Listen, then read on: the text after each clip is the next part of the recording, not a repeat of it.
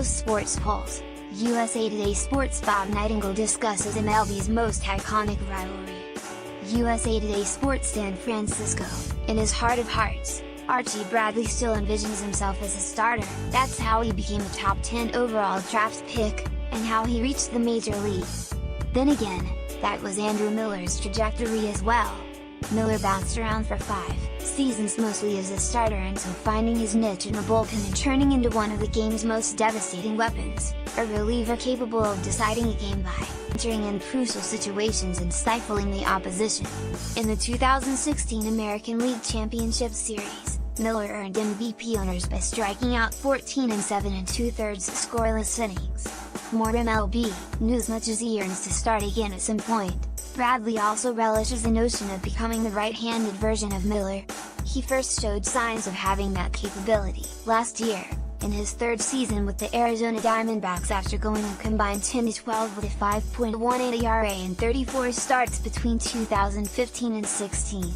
Relegated to the bullpen last season, Bradley fashioned a 1.73 ERA in 63 games and was a major contributor to the Diamondbacks going 93-69 and making the playoffs.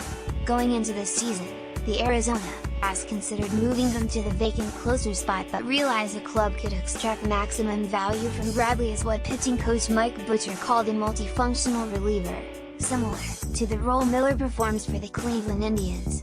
Essentially, they're brought into hot spots in the late innings and are tasked with dousing the Flames, be it facing the heart of the order in a close game or entering with runners on base and stranding them.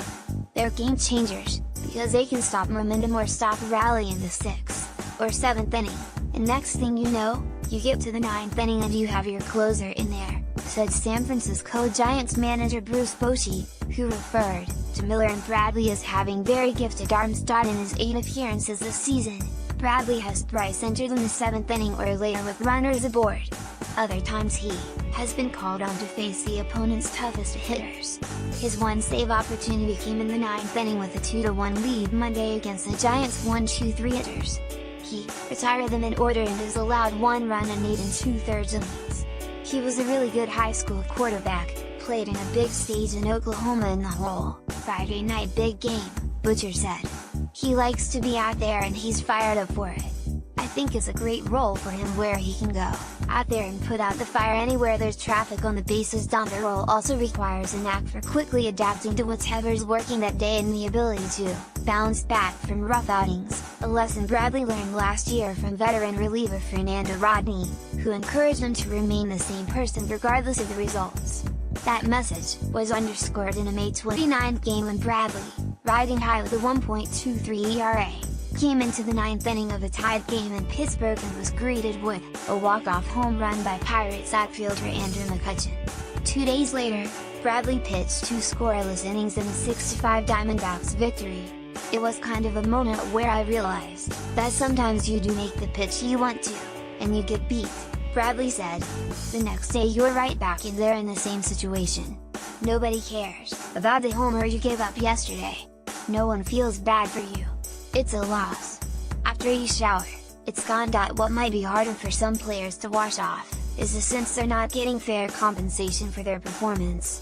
Bradley will be eligible for arbitration for the first time next year and would have a stronger case if his agent came into negotiations armed with gaudy save stats, as opposed to a large amount of holds.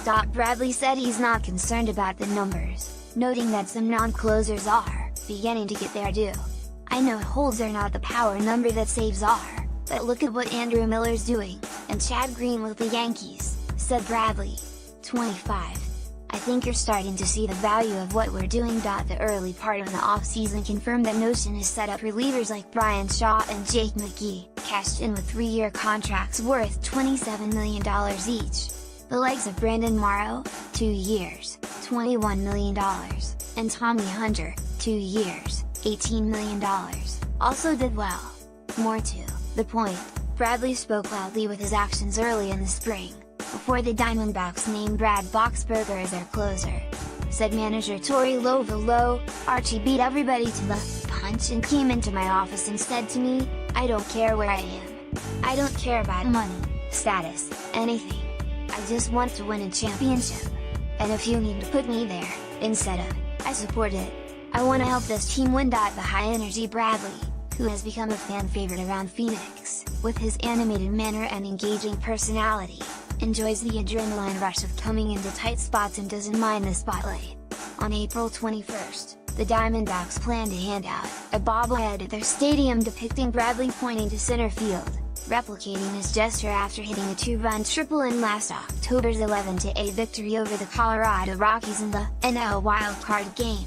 The bobblehead will play recordings of the broadcaster's calls of that game-turning moment. Bradley likes swinging the bat, and obviously would have more chances as a starter, that might still be in his future, but for now the current role fits him well. I still want to start again. It's in me.